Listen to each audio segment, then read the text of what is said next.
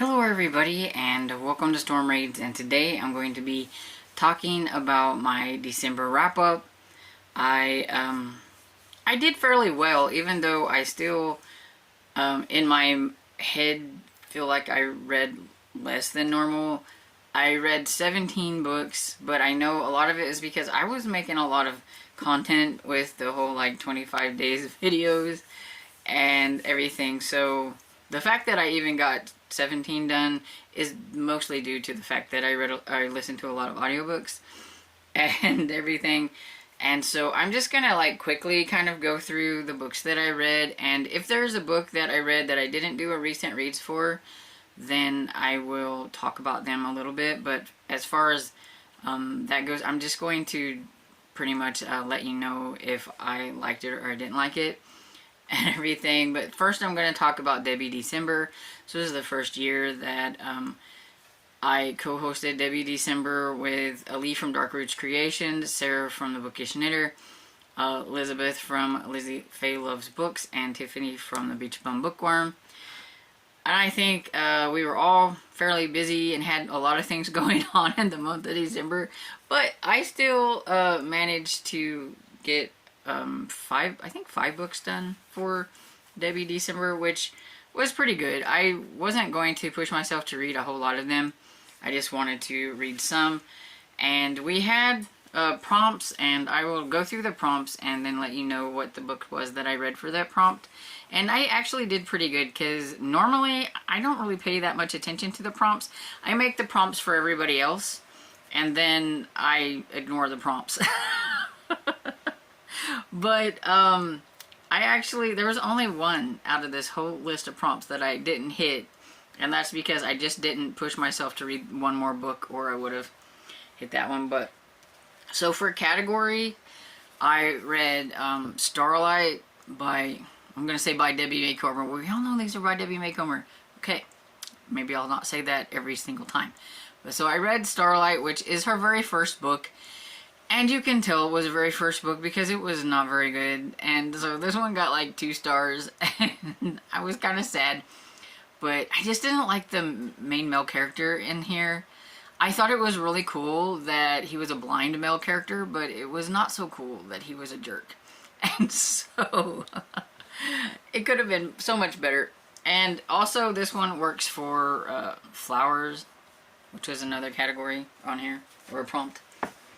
And I also, on a whim, this one wasn't even in like my TBR, but I read Rainy Day Kisses, and this was also a category. It was I think it was a Harlequin romance, and this one was much better, and it was from 1990, I believe, and you could definitely see an improvement from her very first book.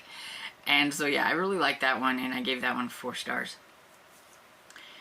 And then so we had series, and so to read on a series from Debbie May Comer, and so I read another book in the Cedar Cove series and read 8 Sandpiper Way. So now I have, what, 4 more to go, I think, and I'll be finished with this series. I really just need to plow through it and finish it up. I really love the series. It's a really good series. I give this 4 stars. It's definitely, no matter what anybody else says, it's a series that you need to read in order. All the characters are intertwined through all the different books and everything, so I really think you do need to read this one in order. And then another prompt was Christmas, and so I read Trading Christmas and Dashing Through the Snow. And Trading Christmas also worked for location, and I let Dashing Through the Snow also worked, and Trading Christmas did too, for movie, or Dashing Through the Snow also worked for lights, because there are lights on the cover. And then Waterview, 8 Sandpiper Way worked for that, because there is a little bit of a water view right there. It's not much of one, but there's water. And so the only one I didn't get to was Alaska. I was going to read Starry Night, and I just didn't get to it, and by the end of the month I just really wasn't feeling like I wanted to read one, so I was Christmased out, and that one was a Christmas one, and so I just didn't do it. But I think I did pretty good. And then okay, so now I'm just gonna go down my list I have on my spreadsheet and just mention the books that I read. So I have The Christmas Appeal by Janice Hallett, and this one is a novella that I didn't even know the Appeal was going to have. It's like it's a sequel novella, and so I don't know if there's going to be more in the Appeal series, or if they just wanted to tack on a Christmas Appeal. But anyway, it was okay. I think because it was shorter and everything, that it just didn't quite pack the same kind of punch as like the first one. Even though I thought the first one was just okay, I did like the Appeal a little bit better than the Christmas Appeal. But it was still enjoyable. And then The Cup Snake Escape by Karen Rivadeneria, and I'm probably butchering the last name. This is the second book in the Franken-School series, and this was also one that I didn't realize was going to get a series. I read Monster Match earlier in the year, and this is the one that comes out next year, and I didn't even realize that Monster Match was going to get another one. I mean, it didn't end where you would have thought there would have been one. So I'm telling you, series, they just sneak up on me. It's not my fault. But yeah, this one comes out next year, so it's one of my 2024 books that I actually got to, which doesn't happen often. And then Snow Angel Cove by Rayanne Thane. This is the first book in the Haven Point series. I read this, it was a buddy read that I did with my friend Barb, and it was enjoyable. I like that one. I gave it 4 stars. And Murder in Postscript by Mary Winters. This was the first book in, I think it's called The Lady in Letters. And this one was enjoyable. It was fun. It's historical mystery. I give this one 4 stars. And then Last Exit to Feral by Mark Fearing. It's the second book in the Welcome to Feral series. It's a graphic novel, so that one was super easy to get through and short, and it's a middle grade and everything. And it was cute. I gave it like 3 stars. It was cute. Best Nerds Forever by James Patterson and Chris Gravenstein. I'm trying to work through reading anything that has Chris Gravenstein's name on it because I really like him. And so I don't care if he's tax on James Patterson on there. I'm gonna read it. And so it was cute. I think I gave this one like 3 stars, 3 or 4 stars. I can't remember exactly, but it was cute. And then Resting Scrooge Face by Megan Quinn. This was a novella, so super easy. I think I listened to it on audio, and I think the audio was like an hour and a half. So it was super cute, or quick, but it was really cute and everything. And if you like romances, and especially like Christmas ones, and especially ones that are kind of in a vein of like You Got Mail, I think you would like that one. Let's see, Songs of Wine and Murder by Lynn Cahoon. This was the 15th book in the Tourist Trap series, and I gave this one 4 stars. Now if we can just get Jill and Greg married off, because, you know, it's 15 books into the series. I mean, they need to get going. And then Death at the Falls by Rosemary Simpson. I give this one 4 stars. It is the 7th book in the Gilded Age series. And I only have 1 left to catch up until another one comes out, if there's going to be another one.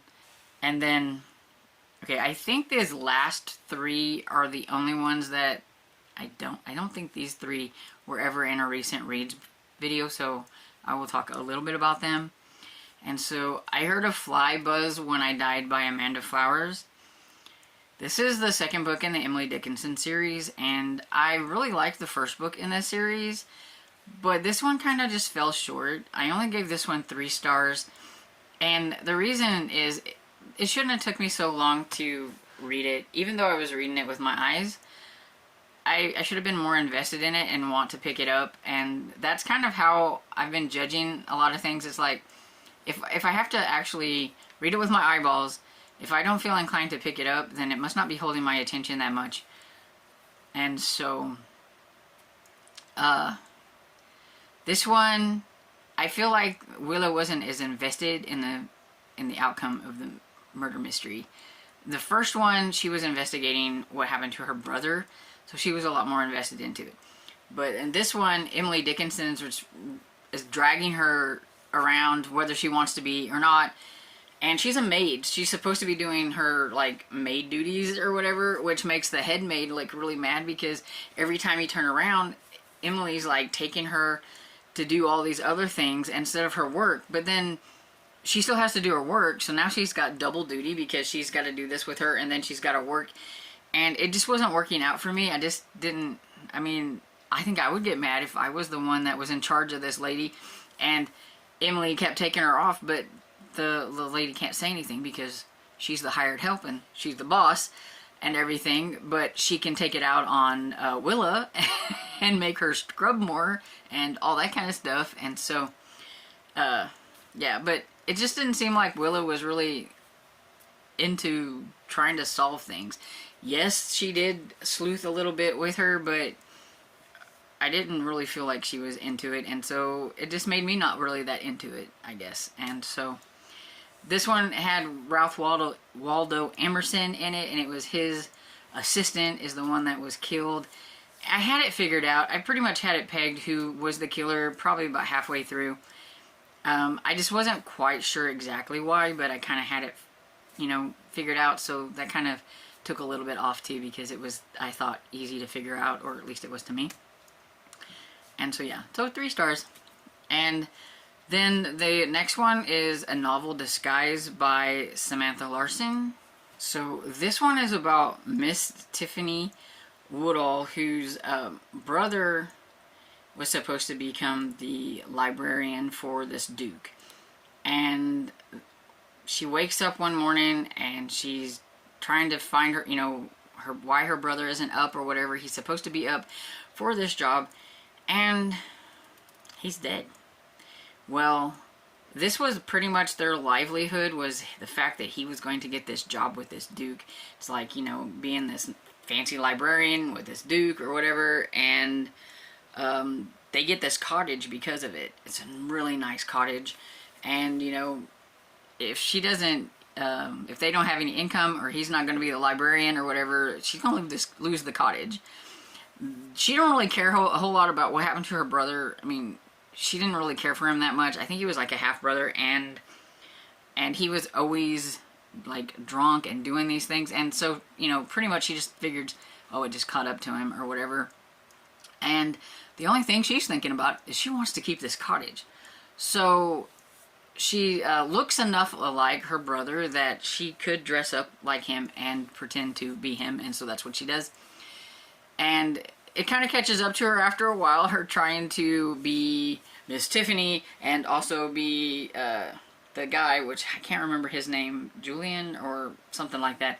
She's trying to be both of them, and she ends up meeting a book, I think he's a bookseller or something. I can't remember. But anyway, Uriah. Okay, well, I was way off. Julian Uriah. Okay, she takes the place of her. So she goes to be the librarian. This is why this is called the Lady Librarian series. And she's trying to do double duty or whatever it is. And meanwhile, somebody is murdered. And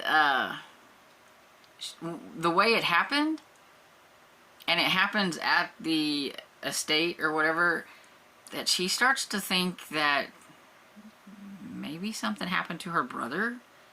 Maybe he was a victim too. Especially when they figure out how it happened or whatever. And so now she's like really curious, what in the world is going on? And so she's going to try to figure out exactly what's happening. I wasn't really sure how this whole like dressing up and disguise thing was going to go, and if I was going to like it or not. But she ends up really liking the local book seller. His name is Samir Lathrop, or whatever. Anyway, I think he is originally from India and everything, and so he's also the constable. So, really small place, I guess, because he's also the constable and everything. And so, yeah, they kind of get up to, you know, some trouble. The one thing is this relationship between the two of them, like, usually in a historical mystery, it takes, like, a couple of books before anything happens. But this was a very quick romance. They liked each other, like, right off the bat, and it was a pretty quick romance. And it was just like, okay. But yeah, she, like, really starts to like him, like, right off the bat.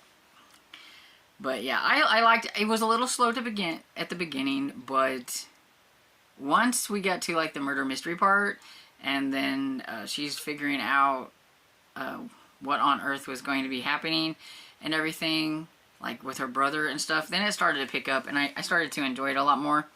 And so I gave it 4 stars, and I am curious to see how it's going to go from then on, because of how it ended and everything. But this is the first book, and it came out this year, so there is a new book, I think comes out in February, maybe, somewhere around there, that for this, and so I'm curious to get to that. Oh, the last book. Juniper's Christmas by, I don't know how you say his name, Ian Colfer, I don't know. Anyway, this is a middle grade book, and it's about this young girl, Juniper, and I don't know, kind of down on their luck a little bit and everything. She's got like a friend whose name is Duchess, like lives out in like the park or whatever, and she's got like a really bad cough, you know, and they kind of take care of her. She's an older lady. And then Juniper's mother goes missing, and Duchess, that's what they call the lady and everything, she says that she thinks she can help because she knows this guy named Nick, who they call him like the angel of whatever park it was, I can't remember, because he's helped build these, they call them like armadillos or whatever, but I guess they're like inside a tree, like they're these little living quarters or whatever. And but he doesn't like kids, so she's kind of afraid to ask him for help for Juniper because he says no kids or anything like that. Well, Juniper's not going to wait around, so she's going to find this Nick on her own. And Nick, of course, ends up being Santa Claus, who he's tired of being Santa Claus. He doesn't want to be Santa Claus anymore, and so he's ran away, I guess you could say. His elves don't know where he's at, and he doesn't want anything to do with kids because he thinks all kids want, they just want presents, they just want this, you know, want, and he's tired of giving or whatever. And so he's hiding from them, but he likes Duchess and all that stuff. Well, Juniper ends up finding him, and she ends up bonding with this reindeer whose name I can't remember. It doesn't say. But anyway, it's not one of the reindeers that you know of. It's a different reindeer, but it's part of, it's like a young reindeer. And I guess they're supposed to bond with a Santa Claus of sorts, but they end up bonding and everything. And they have this magical little adventure while she's trying to figure out where her mother is and what's going on, and trying to save Duchess and some others from some evil people. And Santa Claus needs to find his spirit again and all that kind of good stuff. And it was okay. I give it like 3 stars. It was okay. I think by the time I got around to this one, I wasn't in the Christmas mood anymore. And I think it was my mood that kind of brought this down a little bit. So I definitely say give it a try if you like middle grade. But for me, I just thought it was okay. Okay, so that's everything. And let me know, did you read any of the books I read? Did I pique your interest on anything that I read? How did you do on Debbie December if you participated in that? I know there are some people that read way more than I did. Go them. You did a good job. Hand claps. Everybody always seems to do better on my readathons than I do. But that's okay. I just like putting them on and everything. So anyway, I hope you enjoyed this video, and if you did, please give it a thumbs up and subscribe, and I will see you all in the next video. Bye.